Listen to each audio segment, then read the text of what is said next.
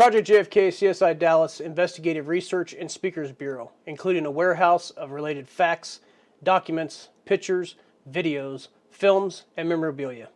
A combined 140 years of research, the Westport Connection Kansas City presents the following presentation. Hello, my name is David Knight.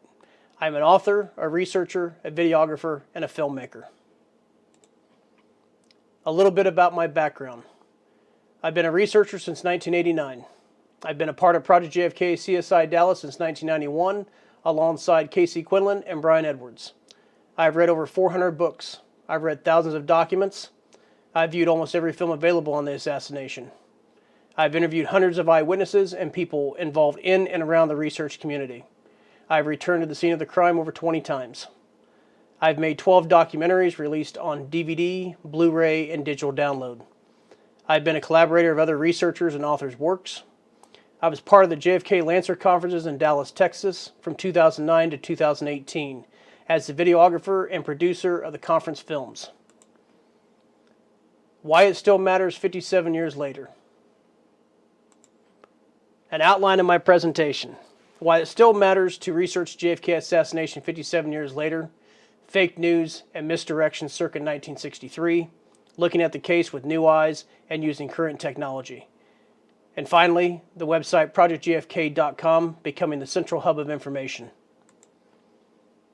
Section 1. Why it still matters to research the JFK assassination 57 years later is because we still do not have the answers to what really happened on that fateful weekend in November 1963. We have been given the official record known as the Warren Report. Their findings state that a lone nut assassin named Lee Harvey Oswald fired 3 shots at the presidential motorcade.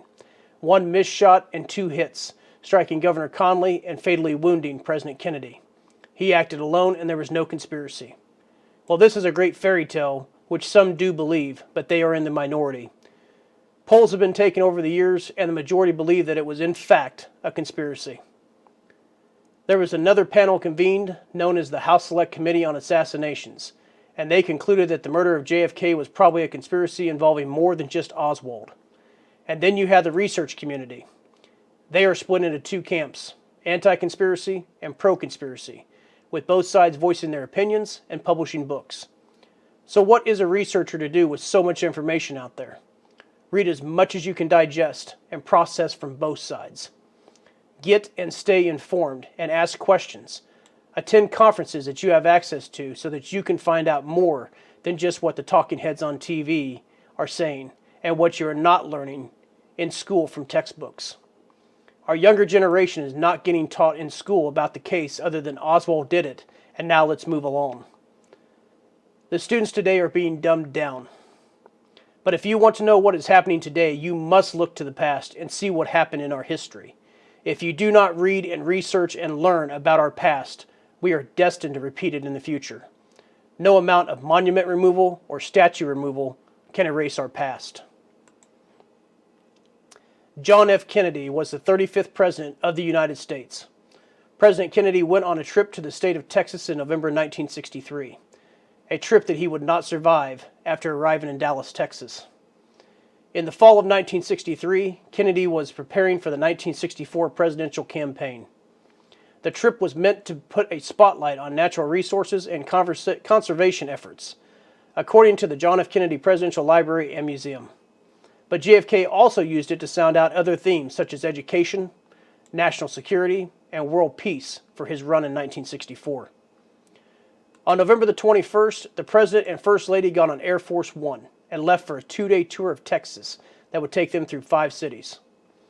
On November the 22nd, the President and Mrs. Kennedy left the hotel and headed to Carswell Air Force Base. Their flight to Dallas lasted only 13 minutes. They arrived at Dallas Love Field. The Kennedys shook hands with the visitors. Jackie Kennedy, wearing a pink dress and pillbox hat, received a bouquet of red roses. Governor Connally and his wife Nellie sat in the open convertible as the Kennedys entered and sat behind them. The rain had stopped that day, so the plastic bubble was removed. The limousine traveled through downtown Dallas. Kennedy was on his way to the Dallas Trade Mart, where he was to speak at a luncheon. Around 12:30 p.m., the car entered Dealey Plaza and passed the Texas School Book Depository. Then shots were fired and bullets struck the president. Texas Governor John Connally was also struck by gunfire. The car sped off to Parkland Memorial Hospital. At 1 p.m., Kennedy was pronounced dead. We see one of the most recognized buildings in this picture in the Dallas skyline. It is the Texas School Book Depository building, and it became famous in November 1963 because of who passed by it and who worked in it on the day the crime of the century took place right in front of our eyes, and we as a nation lost our innocence. It was an ambush on Elm Street, and a nightmare unfolded as the presidential motorcade was en route to a destination that he would never reach. Plans were already set into motion to not let him leave the state of Texas alive. His life was snuffed out so that others' plans could lead us along a different route through the new frontier. Introducing our lone nut assassin, Lee Harvey Oswald. He was employed at the Texas School Book Depository on the day of the assassination. A little bit about this man is as follows. He was born in Louisiana in 1939, and after starting school, he moved around to several schools during his academic career. At the age of 17, he joined the United States Marine with his primary training in radar operation. His ability to shoot weapons has often been discussed after his alleged involvement in the killing of the president. In December 1956, he scored a .212, which is slightly above the requirements of a sharpshooter. In May, he scored a .191, which reduced his rating to a marksman. While he was in the service, he was court-martialed on 3 occasions. He was given a hardship discharge from the Marines in 1959. So after serving just a little over 3 years, he was placed in the United States Marine Corps Reserves. A month later, he defected to the Soviet Union, and in 1962, he returned to the United States with a new bride and an infant daughter. After returning to the United States, he was reported to have occupied Dallas-Fort Worth area, New Orleans, Mexico, and then returned to Dallas before the assassination.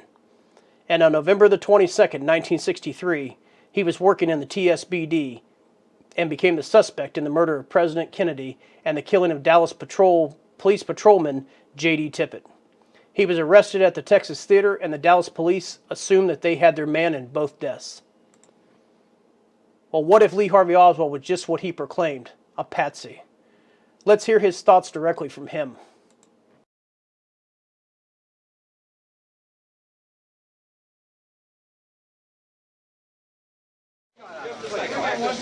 I'd like some legal representation. These police officers have not allowed me to have any.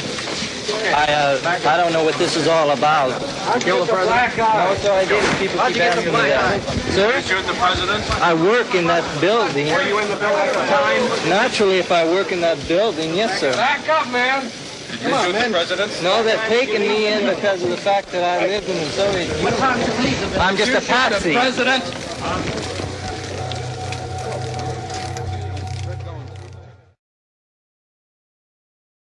Oswald also met his untimely death, or perhaps that was planned as well. On Sunday, November the 24th, 1963, while Oswald was being transported from the city jail to the county jail, he was gunned down and silenced before he could be tried in a court of law for the deaths of JFK and Officer Tippit by his assassin, Jack Ruby. All this took place in the parking garage of the Dallas police station, surrounded by reporters and Dallas's finest. Like a lamb to slaughter. Being let out by Captain Fritz. There is the prisoner. There is Lee. He's been shot. He's been shot. Lee Oswald has been shot. There's the man with a gun. Absolute panic. Absolute panic here in the basement of Dallas Police Headquarters. Detectives have their guns drawn. There is no question about it. Oswald has been shot at point-blank range, fired into his stomach. He is shot. He is shot. Oswald. It is Oswald. You are? Was that the man that shot the man, or do you know? That is the man that shot the man. So who was Jack Ruby?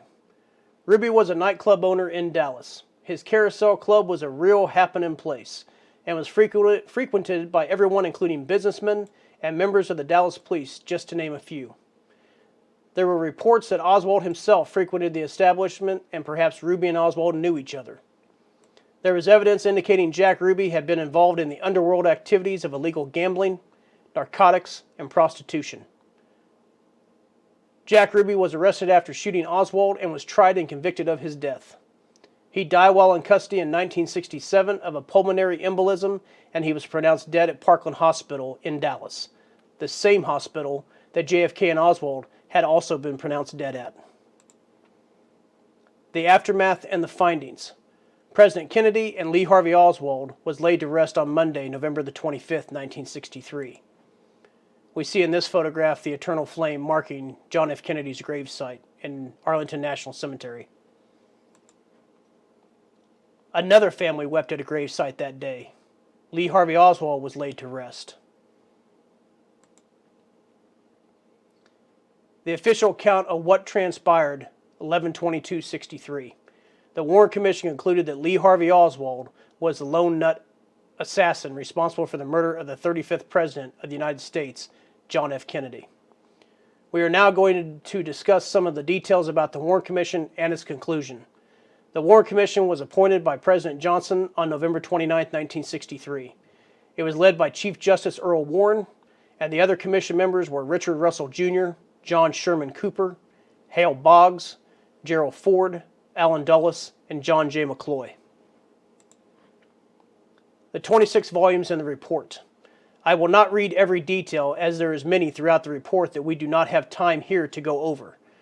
But I encourage you to read the report and making up your own conclusions. After the assassination, the Warren Commission concluded these statements.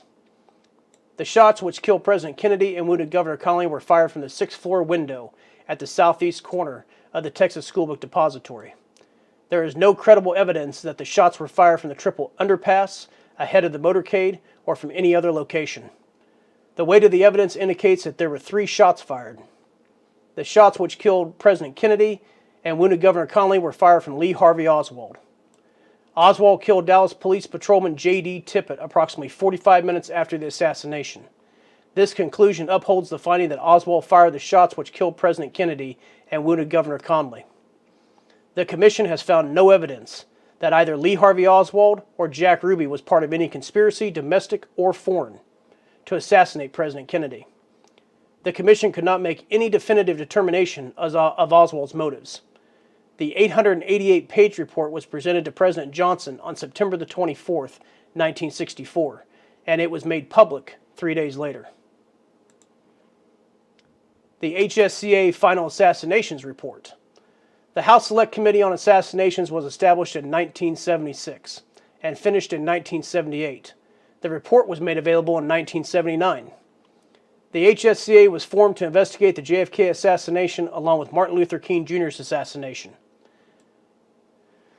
The HSCA determined, based on available evidence, that the probable conspiracy did not involve the governments of Cuba or the Soviet Union. The committee also stated that the conspiracy did not involve any organized crime group, anti-Castro Cuban group, nor the FBI, CIA, or the Secret Service. The committee found that it could not exclude the possibility that individual members of the National Syndicate of Organized Crime or anti-Castro Cubans were involved in a probable conspiracy to assassinate President Kennedy. On the Kennedy assassination, the HSCA concluded in its 1979 report that Lee Harvey Oswald fired 3 shots at Kennedy. The second and third shots Oswald fired struck the president. The third shot he fired killed the president. Scientific acoustical evidence establishes a high probability that at least 2 gunmen fired at the president. Other scientific evidence does not preclude the possibility of 2 gunmen firing at the president. Scientific evidence negates some specific conspiracy allegations. The committee believes, on the basis of the evidence available to it, that Kennedy was probably assassinated as a result of a conspiracy. The committee was unable to identify the other gunmen or the extent of the conspiracy. The committee believes, on the basis of the evidence available to it, that the Soviet government was not involved in the assassination of Kennedy. The committee believes, on the basis of the evidence available to it, that the Cuban government was not involved in the assassination of Kennedy. The committee believes, on the basis of the evidence available to it, that anti-Castro Cuban groups, as groups, were not involved in the assassination of Kennedy, but that the available evidence does not preclude the possibility that individual members may have been involved. The committee believes, on the basis of the evidence available to it, that the National Syndicate of Organized Crime, as a group, was not involved in the assassination of Kennedy, but The available evidence does not preclude the possibility that individual members may have been involved. The Secret Service, the Federal Bureau of Investigation, and the Central Intelligence Agency were not involved in the assassination of Kennedy. Agencies and departments of the U.S. government performed with varying degrees of competency in the fulfillment of their duties. President Kennedy did not receive adequate protection. A thorough and reliable investigation into the responsibility of Lee Harvey Oswald for the assassination was conducted. The investigation into the possibility of conspiracy in the assassination was inadequate. The conclusions of the investigations were arrived at in good faith, but presented in a fashion that was too definitive. The committee further concluded that it was probable that 4 shots were fired. The 4th shot came from a second assassin located on the grassy knoll, but missed. The HSCA concluded the existence and location of this alleged 4th shot based on the later discredited Dallas Police Department Dick DeBelt recording analysis. So many theories, so few answers. The CIA, the FBI, the Secret Service, the Dallas PD, the Cubans, the military-industrial complex, the Mafia, President Lyndon B. Johnson, Lee Harvey Oswald, secret societies, the list goes on. With all the information that is out there surrounding this case, I encourage you to investigate and be a detective. You might just be someone to uncover something that has been overlooked, and you could make a difference. So investigate, search, explore, study, uncover, locate, inspect, examine, scrutinize, and find it. Now we will discuss Section 2, Fake News and Misdirection circa 1963. We hear the term today, fake news, and whether you like hearing it or not, I do believe it's a real thing. Depending on what talking head on your favorite news station you follow, at times you will come across fake news. Well, in 1963, there was no exception. If you think we have fake news today, I'm going to show you in these next few slides we had fake news in 1963. I am talking about newsmen and reporters telling us about different weapons, how the Zapruder film showed things that didn't happen, and even how the Dallas police may have been telling us about what may or may not have happened. Reports of different rifles. Now I want you to hear about reports of different rifles found the day of 11/22/63. Or maybe I should say several were mentioned, but ultimately only one was entered into evidence. Newsman Tom Whalen. Let's hear it. A short time later, Dallas sheriff's officers took a young man into custody. It's believed that they also took a rifle at the same time, described as a .30-30 rifle, which was supposedly found near the scene, although this has not been confirmed. We return to station WBAP-TV in Fort Worth and newsman Tom Whalen. Here's an additional report on what you heard NBC correspondent Bob Abernathy describe a few minutes ago, the building in which the sniper had hidden. It's the Texas School Depository at the intersection of Elm and Houston Street in Dallas. Dallas Crime Laboratory Lieutenant J.C. Day went to the building a short time after the shooting took place, and he walked out with a British .303 rifle. The rifle has a telescopic sight. Now, the rifle was found on the 6th floor of the building near a corner window. Also, police searching that area found 3 empty .303 cartridge cases, also scraps of chicken, as if a person could have been there for some time. There were boxes of books, textbooks, and other school materials stacked up all around on 3 sides of a sniper's nest, as if he had been there for some time. There was a gun rest made of papers near the open window that commanded the site from which the sniper, by which the presidential motorcade passed when the president and Governor Connally was shot. As we said before, the sniper's nest has been found, and police have recovered a British .303 rifle with a telescopic sight. This is Tom Whalen reporting from Texas for NBC from WBAP-TV. Now, in that photograph, I don't see paper stacked up for a rifle rest. I don't see books scattered around. I do see boxes stacked. So, okay, let's get this straight, Tom. First, it's a .30-30 rifle, and then you tell us it's a British .303 rifle. Well, you're not alone. The rifle was also reported to be a 7.65 Mauser, and then we hear it's a 6.5 Mannlicher Carcano. In Jim Garrison's book on the Trail of the Assassins, page 113 to 115, we read that Officer Seymour Weitzman part of the Dallas police search team, later described the discovery of the rifle on the afternoon of November the 22nd. He stated that it had been hidden under boxes of books, that the officer stumbled over it many times before they found it. Officer Weitzman, who had an engineering degree and also operated a sporting goods store, recognized as an authority on weapons. Consequently, Dallas Homicide Chief Will Fritz, who was on the scene, asked him the make of the rifle. Weitzman identified it as a 7.65 Mauser, a highly accurate German-made weapon. Deputy Sheriff Roger Craig was also there and later recalled the word Mauser inscribed in the metal of the gun. And Deputy Sheriff Eugene Boone executed a sworn affidavit in which he described the rifle as a Mauser. As late as midnight, November the 22nd, Dallas District Attorney Henry Wade told the media that the weapon found was a Mauser. So thanks, Tom, for the fake news. Dan Rather, WTF did he just say? Let's hear it straight from his mouth. But before we hear him, Dan Rather, before he was on your Evening World News, he spoke of what he witnessed while viewing the Zapruder film. He spoke on November the 25th, 1963. Now remember, no one from the general public had a way of viewing the film, and it would be years later before it was shown to the world. That happened on Good Night America with host Geraldo Rivera and special guest Robert Grodin on March 6, 1975. So we are having to take his interpretations and believe what he is telling us. Let's go to Dallas now for developments there today. Dan Rather reporting. We have just returned from seeing a complete motion picture of the moments preceding and the moments of President Kennedy's assassination and the shooting of Texas Governor John Connally.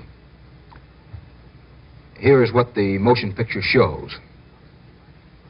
The automobile, the black Lincoln convertible with the top down, carrying in the front seat 2 Secret Service agents, in the middle or jump seat Governor and Mrs. Connally, and in the rear seat President and Mrs. Kennedy, made a turn off of Houston Street on the fringe of downtown Dallas onto Elm Street. This was a left turn and was made right in front of the building from which the assassin's bullet was fired. After making the turn and going about 35 yards from the corner of the building, 6 stories up, in which the assassin had a window open, and keep in mind here that President Kennedy and Governor Connally are seated both on the same side of the car, on the side facing the building. Mrs. Kennedy and Mrs. Connally are on the side of the car away from the assassin.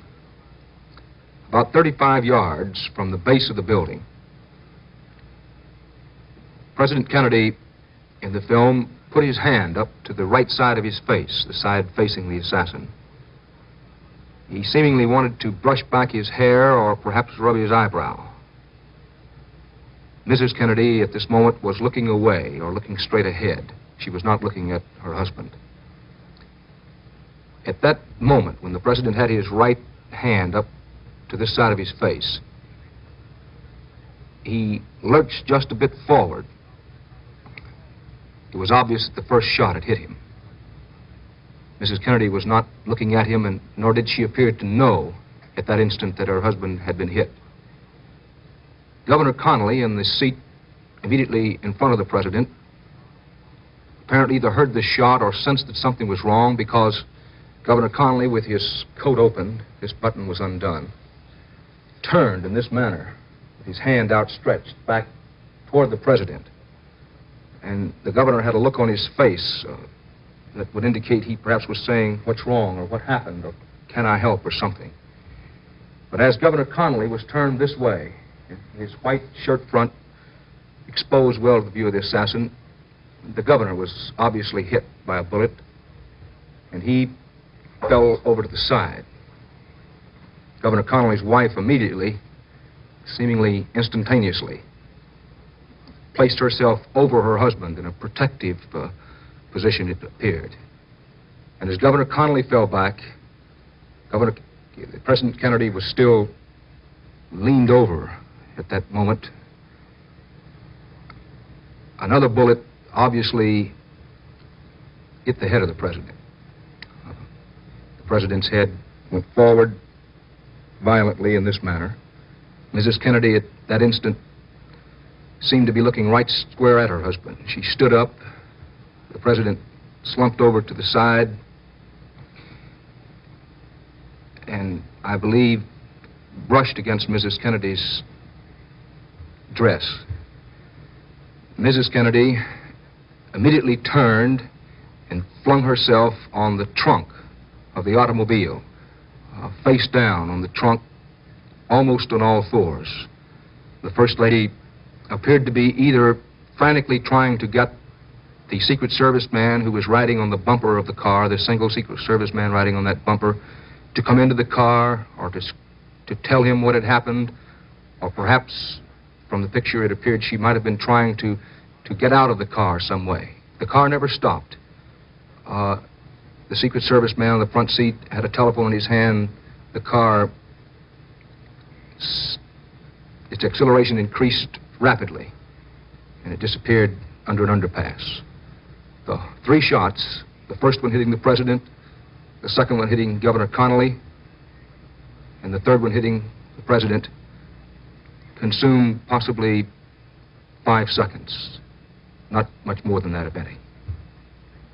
That is the scene shown in about 20 seconds of film that the FBI has in its possession. The film was taken by an amateur photographer who was in a very advantageous position and who had his camera trained on the president's car from the time it made the turn in front of the assassin until it disappeared on its way to the hospital. This is Dan Rather in Dallas. A most remarkable story. Wow. If any of you, and I believe most of you have, what he describes is not what we really see in the Zapruder film. Did Dan Rather see a different version of the Zapruder film? I understand that this is up to interpretations, but damn, really, Dan Rather?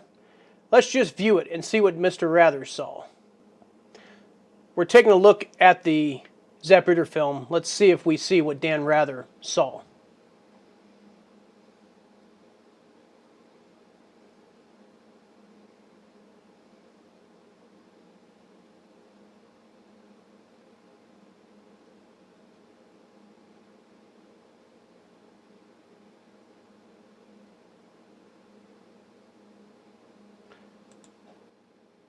Let's slow that down and take a closer look.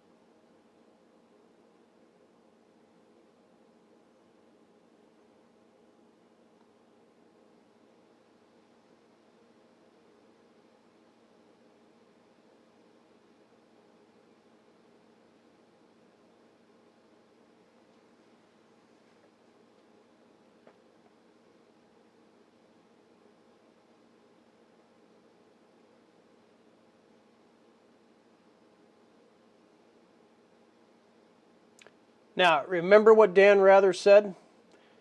JFK's limo was black. No, it was actually dark navy blue. Dan said that his hand was still up at the side of his head, speaking of John F. Kennedy. It looks like he was waving, and when he was hit, he is seen moving his hands towards his throat. Second shot, third total hits his head as JFK's head is seen going violently forward. It appears to be going back violently forward. He thought that Jackie was climbing on the trunk to grab the Secret Service agent. She was already on the trunk before Secret Service agent Clint Hill jumped on the back of the limo. She was grabbing up pieces of the skull and brain matter. She never once reached out for him. Clint Hill had been riding on the back of the limo on the bumper running board and holding on to the grab handle But when the shots were firing, he was on the Secret Service follow-up car. He said the car never stopped or paused. Yeah, it did slow down, and we believe that it did come to a stop for up to 4 or 5 seconds thanks to eyewitnesses coming forward that were there that day. A Secret Service agent was on a telephone in the front seat. I sure don't see an agent on the phone. I see Agent Greer with his hands on the steering wheel, and I see Agent Kellerman leaning over to the middle of the car before it went under the triple underpass. And as far as Connolly's arm stretched out, no, I don't see that either. Dallas Police Inspector Jay Sawyer speaks to a reporter. I want you to listen to what floor he speaks of. Yeah, can I have your name J.H. Sawyer, and your position? Inspector, please. What is the story here now? This is apparently the building that the assassin shot from. This is a building that the witnesses said they had seen a man up there, and some with a rifle. And also we found some empty rifle shells on the 5th floor. So he would have been directly above us. Directly above us. Indications were that he had been there for some time. Well, has the police department taken any precautions against such an incident? We thought we had taken all of the precautions that were necessary. But this particular building was not covered as there were a lot of other buildings. Well, as it stands now, there is a suspect. There were witnesses. There are witnesses who saw the man. What did they see as far as the president and the governor? Well, several of the witnesses saw him slump over. The president? Yes. And the governor? And the governor, yes. You also understand the Secret Service man was in. This I do not know. I haven't received that information. How many policemen are there in the city of Dallas? We have approximately 1,300. I would assume they're all out right now. Okay, so the 5th floor, he said, not the 6th floor. Was he simply mistaken? Was he telling us about another crime scene? Perhaps a co-conspirator? Maybe about one of those other rifles that they spoke of? Or was this fake news and misdirection? We have just viewed and discussed what was reported live. So now let's talk about the written word. Books, books, and more books. So many books give valuable information, and there are some that flat out lie and provide misinformation and misdirection. What has been called the final solution to the JFK assassination is Case Closed by Gerald Posner. I feel that no book since the Warren Commission report was released has done so much damage to the case. Does that mean I'm telling you not to read it? No, I think you should read it and find out just how much Mr. Posner didn't get right. But then again, you could just bang your head on the book until something useful comes out. The case is far from closed, Mr. Posner. When I read Case Closed, my meter went full tilt. With things that we have just talked about, no wonder there is still confusion and misdirection. Let's move on to Section 3. Looking at the case with new eyes and using current technology. Going back to square one. We have to take a virtual time travel of going back to square one. Look at the evidence with open minds and new eyes on the case, and get new researchers to pick up the torch and continue the quest for the truth.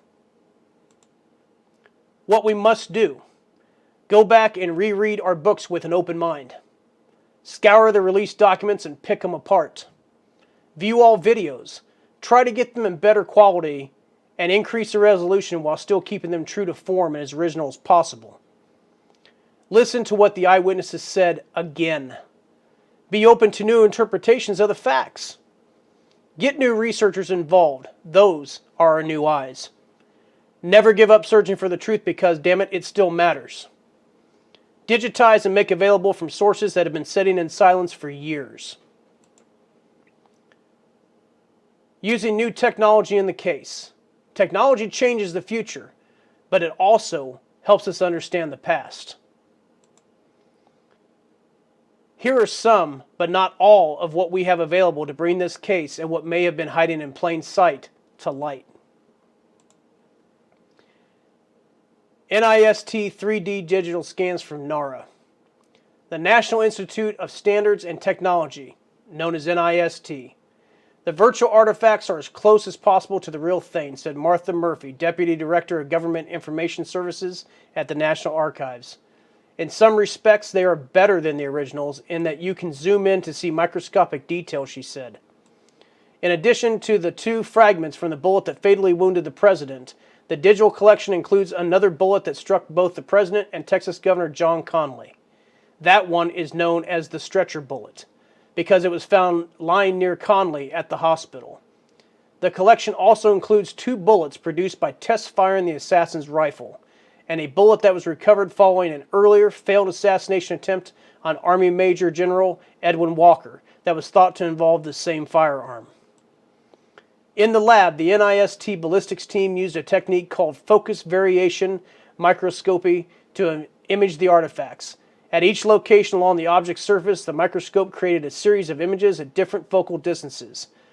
By analyzing which parts of those images were in focus, the microscope measured the distance to the object's surface features. As the lens moved across the object, it built a 3D surface map of the microscopic landscape beneath it, like a satellite map in a mountain range. Although this was an unusual project for the NIST ballistics team, its members do spend a lot of time imaging bullet surfaces. Their regular work has them researching advanced forensic techniques for identifying firearms used in crimes. A preservation conundrum.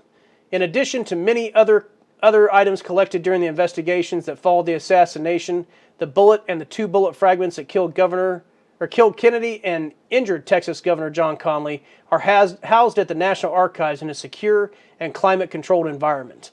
These items are closely controlled by NARA experts, as are a bullet that the assassin Lee Harvey Oswald fired from the same rifle 7 months earlier in the attempt to kill Major General Edwin Walker, if you believe he was involved, and the 2 bullets that the FBI test fired from Oswald's rifle right after the Kennedy assassination are also included. Researchers or investigators sometimes inquire about seeing the assassination bullets, but NARA officials rarely release them for physical examination. Instead, photographs of the bullets have been made available to researchers. 2D photographs cannot compare to what we see here that NIST has done with 3D digital scans. However, the technology was now available for an improved means of dissemination and preservation, creating virtual copies of the bullets and bullet fragments. If the actual ballistic items were accurately measured in 3D, then the National Archives could release the virtual copies for examination without risk of damage to or loss of the originals. NIST had the instrumentation and metrological expertise to produce such virtual copies. Virtual copies that can be rotated on a computer screen and viewed from any angle, with detail down to the microscopic level that couldn't be seen even if one were holding the actual bullets in their hands. But how were we to accomplish this, they say? Since it would be impossible to move their huge research microscopes to the National Archives to scan the bullets, the answer was to have NARA officials bring the artifacts to the NIST and witness the measurements being carried out, and that is what happened. 3D surface topography microscopes represent the next generational way to measure the ballistic signature of fired bullets and cartridge cases. These measurements are subjected to powerful mathematical algorithms to numerically quantify the similarity between the marks on a crime scene bullet imparted by the rifling of the gun barrel compared with the barrel rifling marks on a bullet subsequently test fired from the gun suspected to have been used in the crime. Many forensic experts recognize the NIST Forensic Tool Mark Analysis Project, also known as FTAP, research team as the world's leader in the development and validation of these techniques. What was thought to only take a couple weeks to do the 3D scans winded up taking them months to complete. Now, I encourage you to go to NIST.gov, view what the articles are that they produced on their website talking about the work that they've done. Then you can go to the NARA website and download the raw data that is available. And I will tell you, like anything with National Archives, it's a pain in the ass to get. Virtual and augmented reality is opening a whole new way to view photos and video evidence. These 2 new pieces of technology are coming into play while researching this case to look at photographic evidence and past videos to see them in a whole new way. You're able to take a digital 2-dimensional photograph, putting it in a virtual set of goggles, you're able to see that photograph almost come to three-dimensional, where you can look all the way around and see what there is hiding in plain sight in a photograph from 57 years ago. So I encourage you to do that as well. Let's talk about the work of Larry Rivera. The work of researcher Larry Rivera has brought the research of the Kennedy assassination into the new age. He is doing exactly what we have been talking about with photographic evidence, and how he is bringing his new revelations from existing artifacts. He is also picking apart documents that have been released and finding things that are not being reported by the news outlets. Next, I want to tell you about his book, The JFK Horseman: Framing Lee, Altering the Alkin Six, and Resolving Other Mysteries. The definitive book that proves the innocence of Lee Oswald. Using unprecedented modern-day digital computer technology, Larry Rivera presents irrefutable evidence which in any court of law would exonerate Lee of the assassination of President John F. Kennedy. Rivera meticulously takes the reader through the intricacies of forensic digital overlays which prove that Lee was standing in the TSBD doorway while the assassination was taking place, that the backyard photographs were cleverly manufactured to frame him, and how the 3D program Blender can recreate Dealey Plaza as it was originally on the 22nd of November 1963, so that we can finally determine where JFK was really shot that fateful day. As if this were not enough, Rivera reveals what really happened on Elm Street, as recently transcribed interviews with the motorcycle escort who were closest to JFK that day describe a heretofore unknown version of the events that shook this nation to its core and changed U.S. history forever. Thanks to Larry Rivera, we finally know how and why Alkin 6 was altered. After recovering misplaced interviews of the 4 JFK horsemen by Fred Newcomb, a first-generation student of JFK, Larry discovered not only that all 4 confirmed the limo stopped, but that Officer Hargis had parked his bike and had run between the presidential Lincoln and the Secret Service Cadillac up toward the grassy knoll from which he believed the shots had been fired. Officer Jackson motored his bike up the grassy knoll until it fell over, then proceeded on foot in search of the shooters. At the same time, Clint Hill rushed forward and pushed Jackie back into the car from the trunk, where she had climbed after a chunk of JFK's skull and brains. 5 Secret Service agents surrounded the Lincoln, one taking a piece of skull from a little boy and tossing it into the back seat. These discoveries have thereby revolutionized our understanding of the extent to which the films of the assassination, especially the Zapruder and the Nix film, have been edited to remove the limo stop. I encourage you to get his book, The JFK Horseman.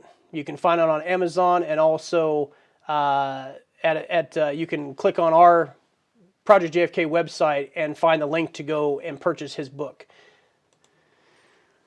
Let's move on to section 4. Website projectjfk.com, becoming the central hub of information. You can scan the QR code with your cell phone and it will take you directly there from this presentation.